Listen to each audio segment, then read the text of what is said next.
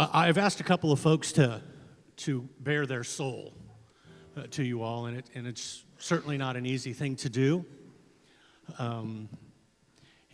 So I felt I probably needed to bare my soul as well. Don't really want to, but I will. I appreciated last week that Justin talked about his grandfather and mental health. I've been working in mental health for 32 years, and I still see the stigma that's there, and it's terrible. That stigma is still there. Mental health uses a little book called DSM-4, and there's lots and lots of traits in there. And I am convinced that everybody is in that book somewhere, because we all have traits that are in there. So if you have enough of them, then you get some diagnosed. But I've struggled myself with depression, with mild depression, dysthymia, call it that. And working in mental health, I did not want to be on medicine because I thought, hey, I know the answers. I don't need that. But I've discovered that it's been helpful for me to be on some medication for that. I've not shared that with a lot of people.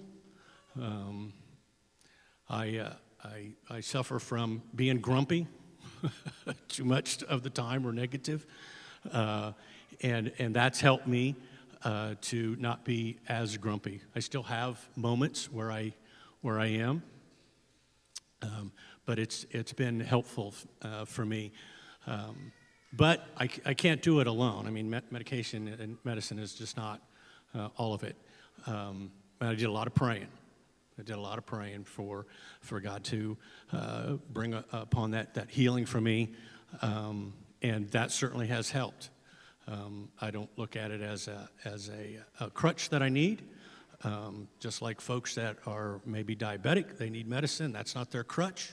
They just need the medicine to help with things. So that's kind of the way I look at things too. But so that's my story. My story that never thought I would have a story, but I guess I have one now. But it's been real helpful for me. But it's taken time to pray and put God first. Has been the most helpful thing for me. So during this tune here, folks are going to be bearing their soul through some cardboard testimonies.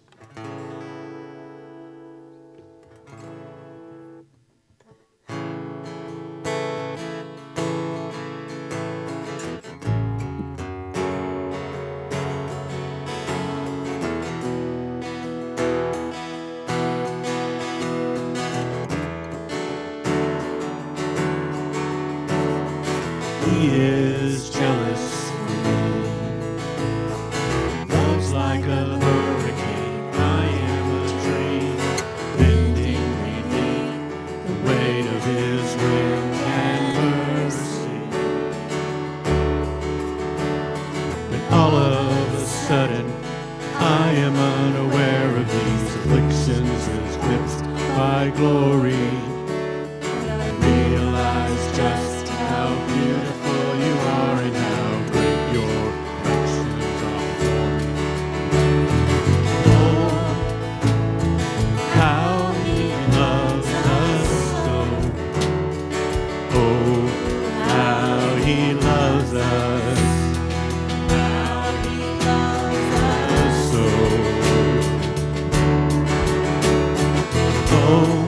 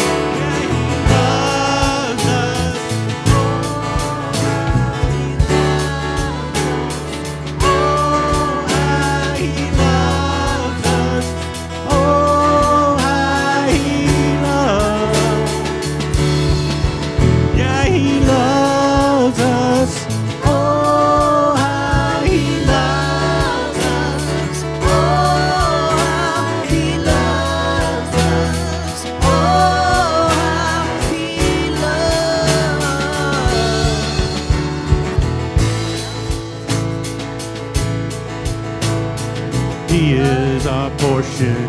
He is our prize. Grace in his eyes, His grace is an ocean we're all seeking. And heaven meets earth like an unforeseen kiss, and my heart turns so violently inside of my chest. I don't have the time to maintain these regrets when I think about the way that He loves us. Oh, how He loves us. Oh, how He loves us. Oh, how He loves. Yeah, He loves us. Oh, how He loves us. Oh, how He loves us. Oh, how He loves.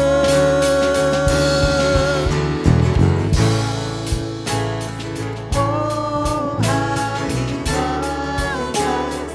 Oh, how He loves us. Oh, how He loves. Yeah, He loves us. Oh, how He loves us. Oh, how He loves us. Oh, how He loves.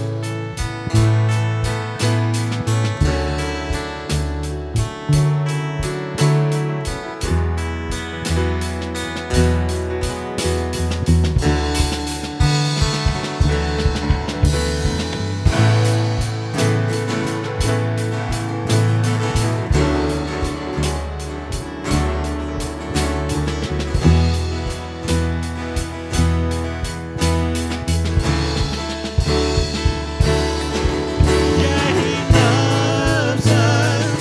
Oh, how He loves us. Oh, how He loves us. Oh, how He loves. Yeah, He loves us. Oh, how He loves us. Oh, how He loves us. Oh, how He loves. Yeah, He loves us. Oh, how He loves us. Oh, how He loves. Oh, how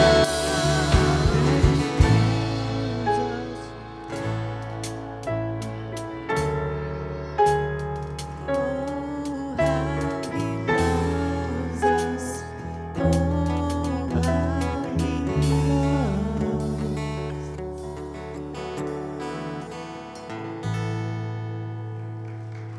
You've got a hand. That is transforming power that God has bestowed upon each and every one of us.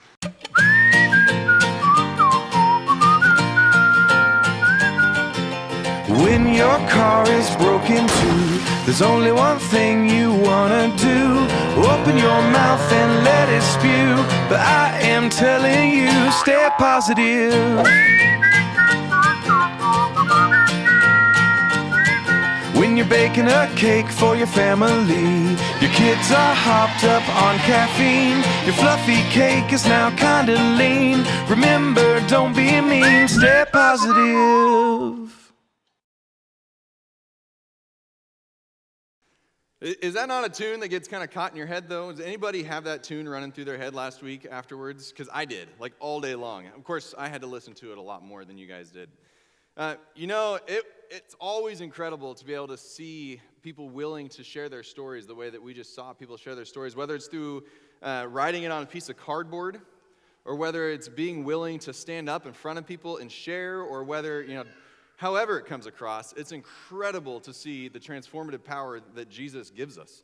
And it's incredible responsibility, but it's an incredible privilege that we have to be able to share that with other people too. That, we can walk down the street, and when someone asks us, hey, why are you different? Well, we get to share that story with people, and that's a pretty awesome thing. Last week we jumped into this series that we're kind of calling Stay Positive, because we have gone through a year of a lot of reasons for us to not be positive. I don't know how many times I've heard the statement, well, that's 2020 again. Like, if you're on Facebook, if you're on social media, you're starting to see that people are already putting up their Christmas trees, and they started putting them up like the day after Halloween, because it's kind of this movement this year of let's put up our Christmas trees early because it's 2020 and we might not make it to Christmas the way things are going right now. So it's kind of this fun thing like, hey, there are no rules this year. You want to put up your Christmas lights? Put up your Christmas lights. Just go ahead and do it because it's 2020, baby, and there are no rules that we have to follow because everything else is out the window, so why not? But it's easy in the midst of all the things that are going on to not have that positive outlook on things. It's really, really easy this year to just see all the things that are falling apart, and we've talked about that over time. I shared with you the struggle that I had as far as, my final months of being a full-time youth pastor with the youth group that I had been working with for 4.5 years. Like, my final months there were all on Zoom. And Zoom is not a fun place to lead a youth group. I mean, there are groups that are they're knocking it out of the park with Zoom youth groups still today because they're not able to be back in the, meeting together. And then there are those who are sitting there going, how long, O Lord? Kind of that Psalm 13 that we read last week. How long, O Lord? How long do we have to live in this? How long is it every time I do something that I'm going to get attacked for it because I didn't do it the right way or I didn't follow COVID protocols to the letter all the way through? How long, O Lord, is this going to happen? Even as a leader, there's a little bit of that running through my head of a couple of days ago, I had to get on and, we got the news that the governor had kind of stepped us back a little bit in our stages, and so cut down the numbers that could meet together, but churches were exempt, and churches could meet on Sunday mornings, so church leaders are all of a sudden having to go, okay, what do we do now? Because we've got these events scheduled, and we've obviously got Sunday morning scheduled. What do we do? Do we meet halfway? Do we go full bore, and we say no more groups of over 50? Do we say, hey, you know what, we're exempt, let's just go ahead and meet? Like, there wasn't a lot of time to make those decisions. So as a staff, we had to talk about it really quick, and it was a bad time for it because I was up in Anderson for 3 days, meeting with some pastors and having a good time, but learning some things too, which those can both be together. It's not like if you're learning, you're not having a good time. But I was up there and trying to communicate with staff in the midst of all that and like this black hole of cell phone service and internet service, so it was hard to contact each other. And then we had to make the announcement to you guys, and there's always that little piece in the back of the mind right now that no matter what decision is made, somebody or some group of people is not going to like it. Somebody or some group of people is going to say, you don't love people enough, or you're running in fear, or whatever. It doesn't matter what decision you make, so we had to get on there. But I say all that to say this. I was very grateful this morning to see so many more of you being willing to come in and say, you know what, this isn't how we want it, but we'll throw this mask on our faces just for a little bit. We'll do this just to come in. And that's not to, like, those of you who didn't, like, shame on you. But that's to say, I was so grateful to not see a Facebook feed full of complaints, and you're not doing this right, because I saw that on a church that's not too far away from us, that they announced what they were doing, and the first comment out of the gate was, you're doing this wrong, and I am not a happy camper right now. So thank you, church. That's what all that was about. Thank you for taking this, and from what I see anyway, taking this as we're going to fight for unity on this one. We're not going to fight to fight. Because the truth is, and I mentioned this in that video, but it was near the end and it was a long video, so you might not have gotten to it. When we're past COVID, there will be another reason for us to fight. And so we can practice right now how to actually get through things as a unified body of people instead of as a group of people who are just going to stab each other in the back and fight over every little thing. This is practice for the next thing, and then the next thing, and then the next thing, because we live in a world that will throw troubles at us, and we've got to be prepared for those troubles. If you would, that was all in the way of saying thank you, and let's be prepared for the future. But if you would please open up to Luke chapter 8, if you brought your Bibles, stick your finger in there. And then if you would like to open up to Philippians chapter 4, you can put your finger in there too. Those are the two spots that we're going to be this morning.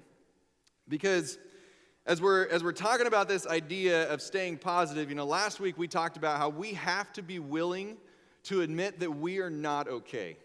We have to be able to have those moments with one another.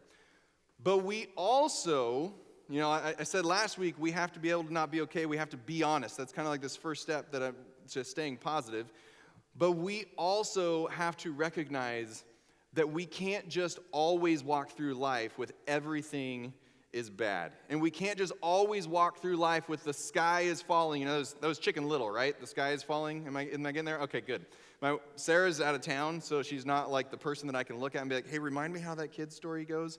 Because I don't know the kid's stories, but she does.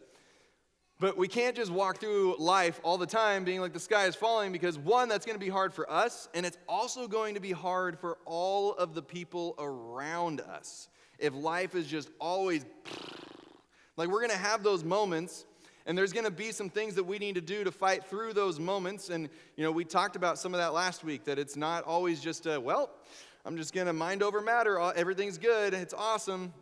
That we've got to have some other things in place that we're able and we're willing to do. But there's also some things that we just need to be doing all the time. And what I want to talk about this morning is the cure for the complaints, the cure for complaining. Because we all know those people that just walk through life complaining about everything. If you don't know those people, it's because you probably are that person. So if you can't picture that person, most of your friends are probably picturing you right now. So maybe this will be a little bit of a gut check for you this morning. I'm reminded, we were asked the question this past week, what is one movie that you would suggest to everyone that they watch? This is the you have to watch this type of a movie. And the other pastors, some of them, they were bringing up these really, really deep movies. That this is if I was going to recommend one movie that you have to watch, this is it. It got to me and I was like, well, I really want to say Rocky 2 or Rocky 3, but I feel like that's not quite where we're going with this. I ended up bringing up the movie Brian Banks, but then as I was driving home yesterday from Anderson so that I could get here and jump back in the car and go up to Indy to take my wife and my son to the airport, I was reminded of the movie 8 Seconds. Did anybody ever see the movie 8 Seconds? Yeah, that was one of those movies that I watched on repeat. And I actually, when we were getting the house ready to move in Casper, I actually put that movie on and was kind of watching it, and it really slowed down my moving process because it pulled me right back in again. But I was reminded of this scene in the movie, and those of you who have seen it, you might remember this one, or you might not, because it's not the biggest scene in the movie. But I'm reminded of a conversation that Lane Frost's mother is having with him. And in Lane Frost, he was considered one of the most promising young bull riders in the world before tragedy hit. But Lane Frost is talking to his mom, and they're talking about his dad, and she tells this story about their wedding. She's talking about how the music was great, and the dancing was great, and the ceremony was great, but at one point in the ceremony, it was this tradition that you would grab the groom and you would take him out and you would throw him into the water trough. And so they threw him into the water trough. They threw Lane's dad into the water trough. And for the rest of the ceremony, the rest of the party, he was in just this foul mood. Nobody could get him out of it. He would just kind of, he's at his own wedding dance and he's over kind of standing in the corner and everything is horrible, everything is bad. And, never mind that he had just gotten married and this was his wedding day. Everything is horrible. And she pulls him aside later and she asks him, what is going on? And he goes, they ruined my boots. She's like, what are you talking about? When they threw me in the water, they ruined my boots. So he's got this whole life ahead of him with this woman that he loves, with this woman that he just married, and he's solely focused on the fact that his boots are ruined. You know, not like he can't go get another pair of boots. And I'm sure they were really, really nice cowboy boots, and I know those aren't cheap. That's why I don't own a pair of them yet. But he let it ruin everything. And we all have done that at some point in our lives, where we let one little thing ruin this entire just amazing thing, this amazing experience, or we know people who have, you know, allowed multiple little things to ruin this really awesome time in their life. But they ruined my boots. That was his thing. That was why he was so upset. In Luke chapter 8, I gotta stop moving so much when I get ready to read because it just messes up with my pages. So in Luke chapter 8 and verse 22, I want us just to look at a quick story here and see if you can kind of relate to this story. See if you see how it relates to the boots. How is this story about ruining boots? Luke chapter 8, starting verse 22, it says, "One day Jesus said to his disciples, 'Let's cross to the other side of the lake.'" And I love this part of it. This is a side note. But he says, "Let's cross to the other side of the lake." And what do? They get in and they do it. Like there's no, well, are you sure? Like on the other side of that lake are the people that we don't associate with. You realize that, don't you, Jesus? No, that's like, no, Jesus said it, so let's get in the boat and let's go do this. As they sailed across, Jesus settled down for a nap. But soon a fierce storm came down on the lake. The boat was filling with water, and they were in real danger. The disciples went and woke him up, shouting, "Master, Master, we're going to drown!" When Jesus woke up, he rebuked the wind and the raging waves, and suddenly the storm stopped, and all was calm. And then he asked them, "Where is your faith?" The disciples were terrified and amazed. "Who is this man?" they asked each other. "When he gives a command, even the wind and the waves obey him." Now, they had already seen so many things that Jesus had done and miracles that Jesus had done before this, and like we often sometimes do, they forgot. And then he shows them again, and so they're asking the question again, who is this guy? Like, he keeps doing these crazy, awesome things. Who? And, you know, I sit there and I read this story, and I'm like, man, if I'm following this guy and I gave up everything, I feel like I'd kind of want to know who he was. But they were slowly learning that he was a lot more than they thought he was when they signed up for this. Here's the part of the story I really want us to grab. I wanted to have that little backstory. This is what they had just gone through. And here's the part I really want us to look at. So they arrived in the region of the Gerasenes across the lake from Galilee. Someday we're going to talk about how significant just that line is, but today's not that day. As Jesus was climbing out of the boat, a man who was possessed by demons came out to meet him. For a long time he had been homeless and naked, living in the tombs outside the town. As soon as he saw Jesus, he shrieked and fell down in front of him. And then he screamed, "Why are you interfering with me, Jesus, Son of the Most High God? Please, I beg you, don't torture me." For Jesus had already commanded the evil spirit to come out of him. This spirit had often taken control of the man. Now listen to what this man was doing and what his life was like before this moment. Even when he was placed under guard and put in chains and shackles, he simply broke them and rushed out into the wilderness completely under the demon's power. Now, again, someday we're going to take some time and we're going to talk about the significance of that and the significance of spiritual warfare and how it is not like you see in the show Supernatural. It is not like you see in the Hollywood representation of demons. There is true power with these evil spirits to the point that they can take a regular man and give him strength to break chains off of his wrists. There are other stories of, there's a story of a little boy in Scripture that the demon would cause him to throw himself into the fire. Real power here. And that's what this man had been living under. He'd been running around completely naked and not caring about it. And I know society was different, but it wasn't that much different. Running around completely naked, hurting himself, being able to get out of any chains they put on him.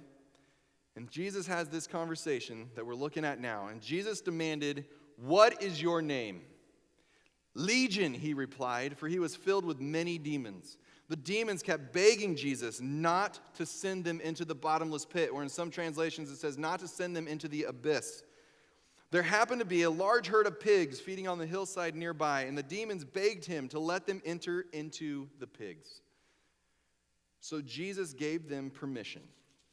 Then the demons came out of the man and entered into the pigs, and the entire herd plunged down the steep hillside into the lake and drowned. When the herdsmen saw it, they fled to the nearby town and the surrounding countryside, spreading the news as they ran. People rushed out to see what had happened. A crowd soon gathered around Jesus, and they saw the man who had been freed from the demons. He was sitting at Jesus' feet, fully clothed and perfectly sane. Look at the transformation that had happened in this man. He had been a man who was obviously demon-possessed, running around naked, hurting himself, probably hurting others, being able to break chains, living in a cave. And now all of a sudden, he's sitting in front of Jesus. He's put some clothes on himself, and he is completely sane. All of that craziness gone. And they were all afraid. Then those who had seen what happened told the others how the demon-possessed man had been healed. And all the people in the region of the Gerasenes begged Jesus to go away and leave them alone. For a great wave of fear swept over them. So Jesus returned to the boat and left, crossing back to the other side of the lake. The man who had been freed from the demons begged to go with him, but Jesus sent him home, saying, "No, go back to your family and tell them everything God has done for you." So he went all through the town proclaiming the great things Jesus had done. It's an incredible story, and I don't know how many times I've read through this story, and I've asked that question of, but why did he let the demons go into the pigs in the first place? Like, why not just say, no, you're going down to the abyss? And that's this whole conversation that we had a great conversation on that over the past couple of days. But what I want us to look at this morning is these people witnessed a man who had been demon-possessed be completely healed, and now is all of a sudden completely sane and is sitting at the feet of Jesus. And instead of celebrating over this, they immediately look to the negative things that happened out of this. He sent the pigs to their death. He sent the pigs to their death, so now we are afraid of him. He did this awesome, wonderful thing, so instead of celebrating in it, we're going to spread fear among people. It makes me think of a story I read recently about a church that had been starting a new program to reach out to young teens in the area. And I don't know exactly what kind of ideas they had, but they were bringing these teens in, and they started having a lot of teens showing up. And out of the course of about a month or so, they had a teenager give his life to Christ. They had another teenager get baptized. They had all of these incredible conversations that were going on. Teenagers were asking to be discipled, which is, if you've worked with teens, that's not a conversation they typically come up to you and say, hey, will you disciple me? They had all these questions being asked of them. But in the process of this month, a window was broken in the church. And so when the board came together, they started discussing this, and they're talking about, well, yes, this child was saved, and this child was baptized, and these children, they want to be discipled. Oh, and this window was broken, so obviously this program isn't working because we can't have our building destroyed. There's obviously something better we can do because a window got broken. And so they scratched the whole thing, true story. Scratched the whole program because they got distracted by a window in the building being broken. Now, we can look at some of those stories, and we read the story out of Luke, and we hear stories like that, and we're like, wow, those people really need to get it together. Like, these people in Luke should have been excited about what happened. And that church should have been excited about these teenagers seeking Jesus. But what about when that's us? What about when God does something awesome in Monroe City First Church of God, and what we notice is that thing that changed that we didn't want to have change? Or we notice that something got damaged. Or we notice, fill in the blank.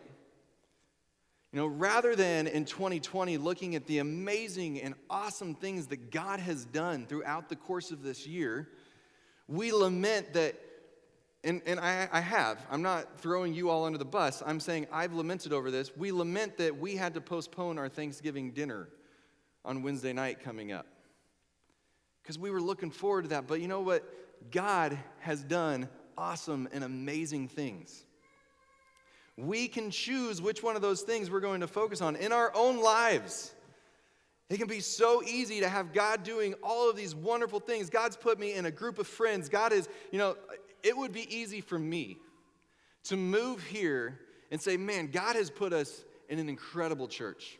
And that's what I told those pastors that we were with, or that I was with for the past several days. God's put us in an incredible spot. God has put us in a group of people who are hungry for Him. God has put us in a group of people who have had this young pastor come in with a weird haircut, and they haven't complained, and they haven't attacked him, at least not to his face. I don't know what they're saying behind my back. But God has put us in this awesome spot where so many people were bringing us fruits and vegetables when, the gardens were ripe, and He's doing all of these wonderful things. And we had this awesome worship service a couple of weeks ago that was and so I'm going to be honest with you, I didn't realize that the platform had been the way that it had been for so long. For me to move a platform, like our platform moved like every month, I didn't realize what a big thing that was. But I didn't get I didn't get people complaining to me about it. And in a lot of churches, that would not be the case. Like a pastor, if he did something like what I did, even though I didn't know, now I will say my staff never said anything about that. But a lot of pastors would have been run out of the building for what we did. And I didn't have that happen. But it would be really easy for me to say, but here's all the things in our church that aren't going well.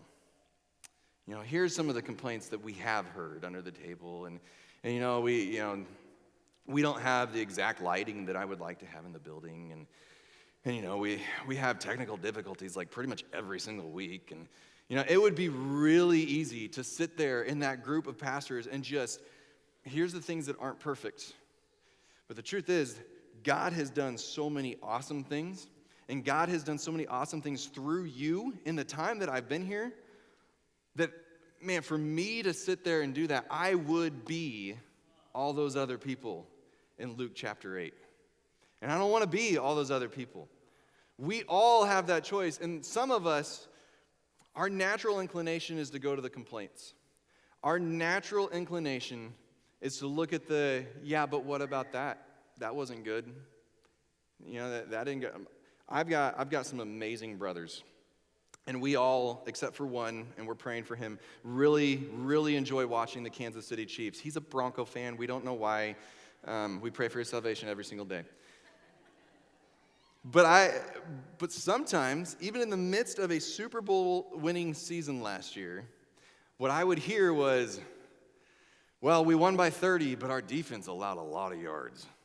And I'm sitting here going, but we won by 30. Who cares? The defense can allow 1,000 yards. I don't care as long as we win the game. And that's as we're on mission for the church, for God, as we're on mission, like that's what we're measuring here. Yes, some things aren't going to go well. And I'm not saying that you just have to sit back and be like, you know what, do whatever you want, and my feelings and my opinions don't matter. That is not at all what I'm saying here. But we need to stop as people, and we need to look and say, okay, are we winning the mission that God has put us on? Now, maybe we allowed some yards, but are we winning the mission that God has put us on? We do that in the church, and we do that in our lives. It would be really easy for those who came up here and did the cardboard testimonies for Satan to pull them back into things. And for Satan to be like, well, yeah, that's where you are now, but remember where you were? Remember how far down you fell at that point? Remember where you were emotionally at that point? You really think you've gotten past that? Like if you were there once, you can be there again. I've made some mistakes in my life that I'm definitely, any mistake I'm not proud of.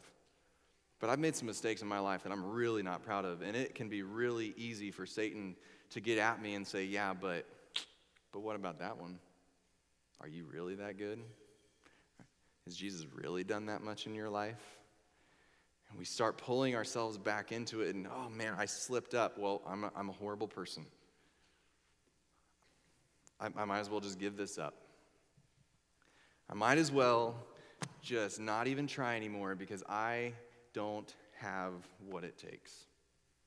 And Satan will try and get us, he'll try and get us to fall into that complaining game. He'll try about our own lives, about the church life, about the United States of America. He will try and get us to focus on the things in life that aren't good so that he can pull us back down. In Philippians, I shouldn't have thrown that down there yet. In Philippians chapter 8, that was that other spot that I told you to put your fingers in. Or sorry, Philippians chapter 4. There is no chapter 8 in Philippians. Some of you are probably looking at that like, what is he talking about? Dan and Nick were actually teaching this in the 5th, 6th, and 7th grade boys group a little while ago.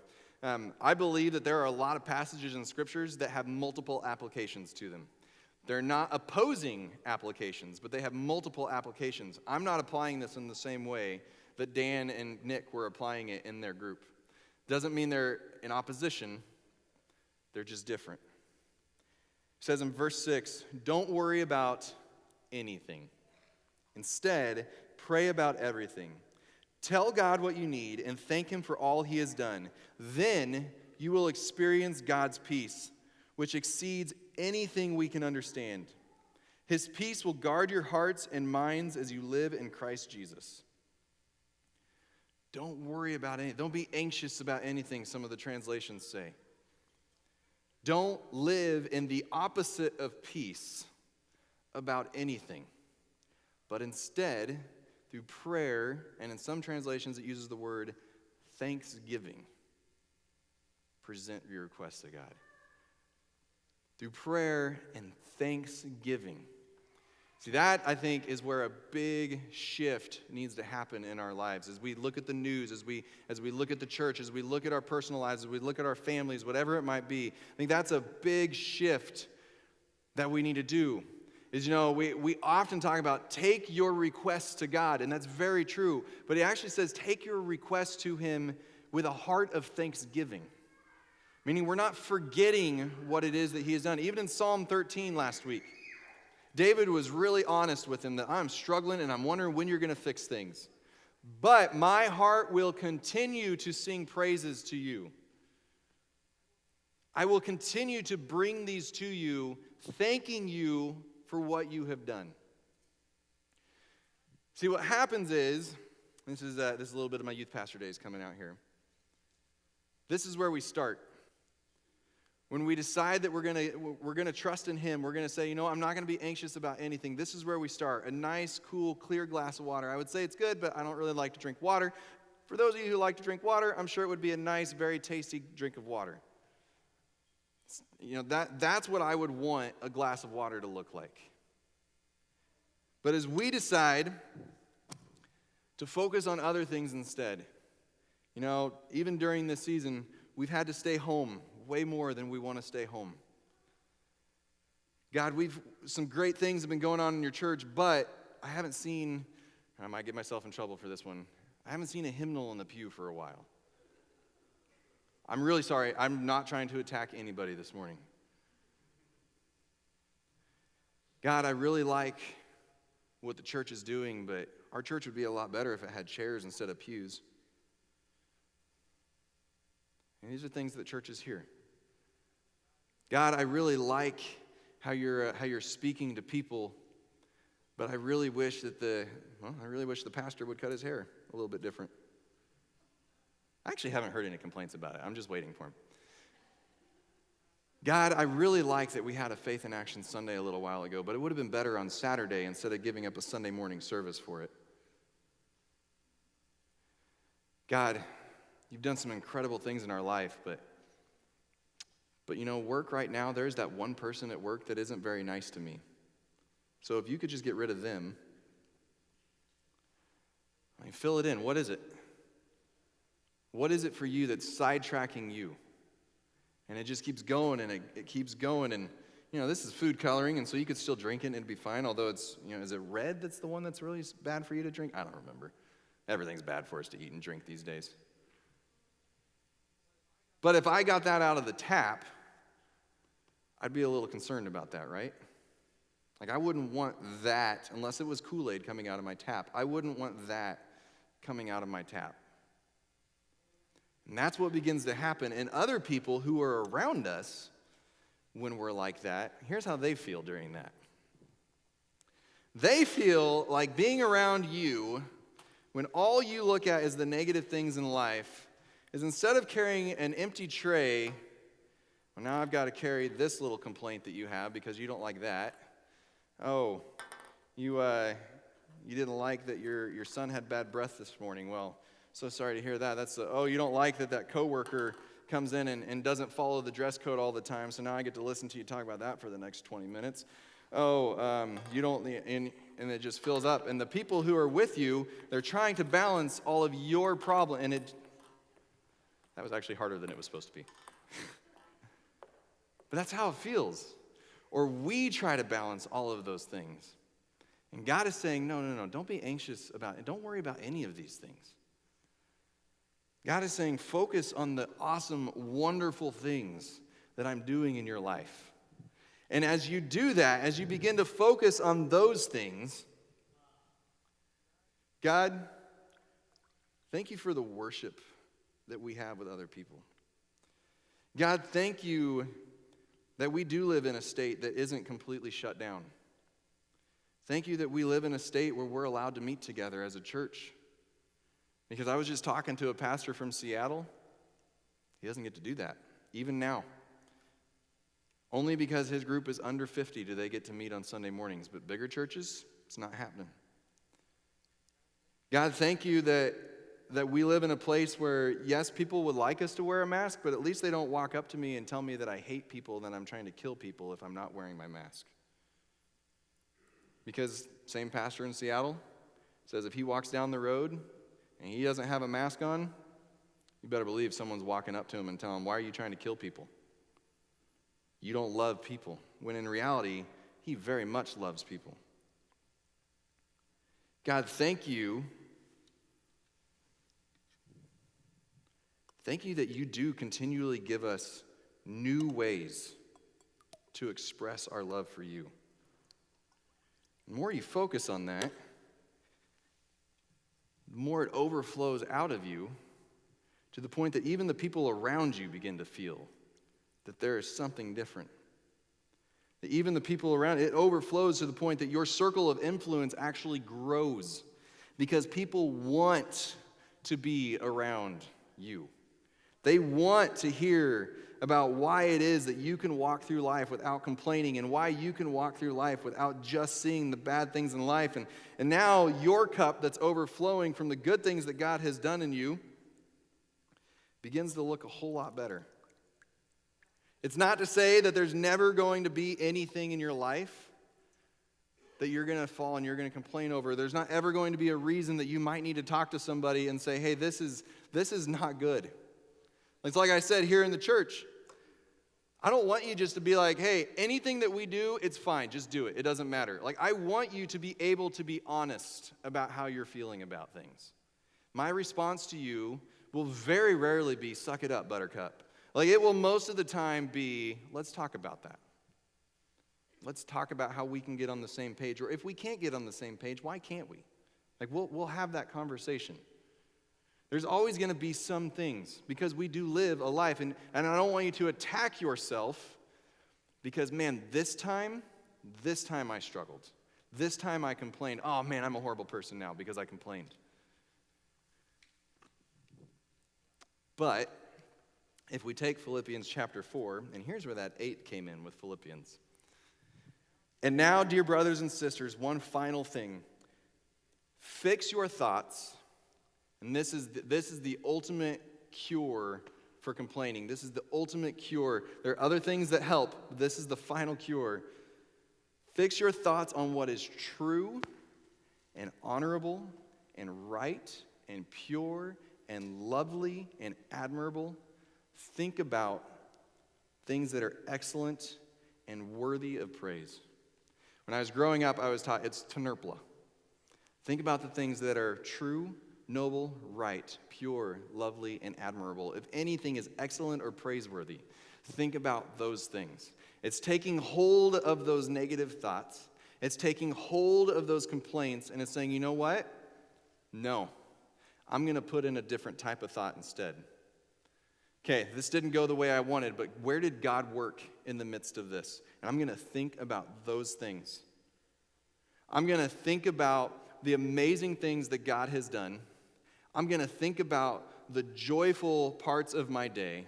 I'm going to focus on the truth in my day. I'm going to force through the things that are true, noble, right, pure, lovely, admirable, excellent, and praiseworthy, so that there's not room for Satan to put in all of those other thoughts. There's just not room. And you know, it's not going to be easy from day one.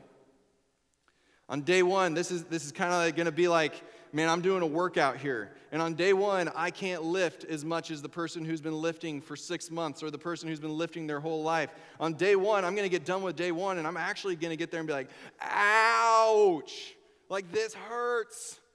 Everything in my body hurts. I love it when Sarah jumps into a new workout because like her legs will be sore, and I'll come along and I'll kind of do this to her and ow, and she'll like yell. I know I'm a horrible husband, but like she'll scream at me for it, and I just think it's hilarious. But it's going to hurt at the end of day one. And then day two, you don't just wake up and be like, no, I'm not going through that again. It's day two, it's like, here we go again. And eventually, after you've been going at this for a little while, you find out, hey, it's not the hardest thing in the world to think about what is true and noble and right and lovely and pure and admirable and excellent and praiseworthy. I can do this. And all of a sudden, I'm a more enjoyable person to be around. I actually enjoy my life more when I find reasons for gratitude instead of reasons for complaining. They have actually done studies that show that gratitude releases toxicity inside of you. That gratitude reduces your stress levels. Gratitude makes you a more enjoyable person to be around, not just because you're not complaining, but because you're building other people up. And church, we have so much to be thankful for. And the biggest thing that we have to be thankful for is this man named Jesus Christ. This man who took a child who said that he would never walk. This man who took someone who was selfish, angry, and lonely. This man who took someone who could only follow rules. This man who was an alcoholic. He took those people and he gave them a different story by dying on the cross for them and coming back and rising from the dead so that we could live in a life of gratitude. Staying positive isn't about just walking around being like, it's mind over matter. Everything's good. Yippee-ki-yay. It's like, it's not that kind of stuff. Staying positive is about focusing on things that are true and noble and right and pure and lovely and admirable and excellent and praiseworthy and thinking about such things. It's going to Jesus and remembering that even as we pray, we live and we pray in thanksgiving because he has done so much for us. Would you stand with us this morning as we close out here? We're going to come up and we're going to sing a song here. And we're going to sing about that Jesus. We're going to sing about that Messiah. For some, 2020 has been a brutal year. And for some, it was brutal before 2020. For some, it's been all year. For some, it's been more recent.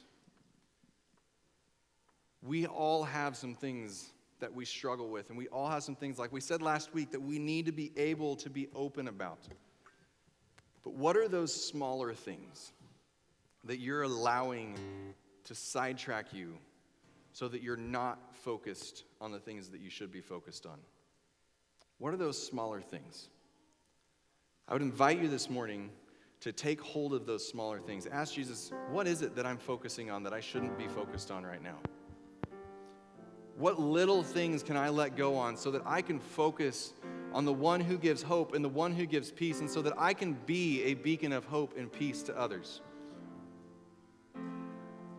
As we're going to have every week throughout the entire service, we have the altars or kneelers, whatever you want to call them, up here at the front. And we have candles that you can light.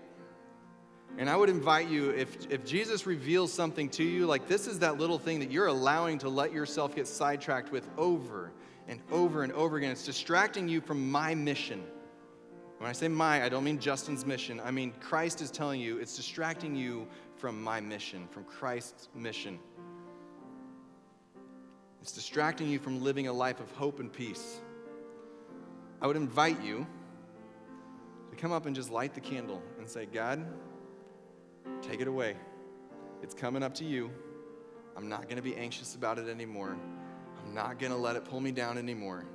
God, I'm going to live a life of gratitude instead of a life of complaining. We're going to sing this song, and then I'm going to come up and I'm going to just give you a couple of things that are coming up this afternoon and through the course of this week.